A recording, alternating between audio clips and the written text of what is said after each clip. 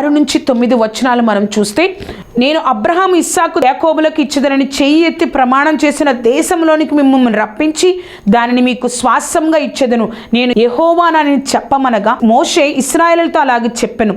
అయితే వారు మనోవ్యాకుల్యమును బట్టి, కఠిన దాస్యత్వమును బట్టి మోషే మాట వినలేదు. వారు వినలేదండి, మోషే మాట వినలేదు. కానీ దేవుడు మోషేని విడిచిపెట్టలేదు. వాళ్ళు వినడట్లేదు.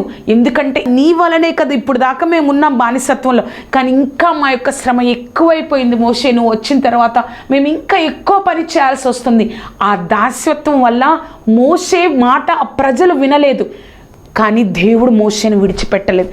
దేవుడు మోషేని విడిచిపెట్టలా, మోషే కూడా దేవుణ్ణి విడిచిపెట్టలా. మనం కూడా అది జ్ఞాపకం చేసుకోవాలి. దేవుని చిత్తాన్ని నెరవేర్చినప్పుడు నీకు బాధలు, దుఃఖం కలుగుతుంది, అంత వ్యతిరేకం అవుతుంది. కానీ నువ్వు దేవుణ్ణి విడిచిపెట్టకుండా ఉండాలి.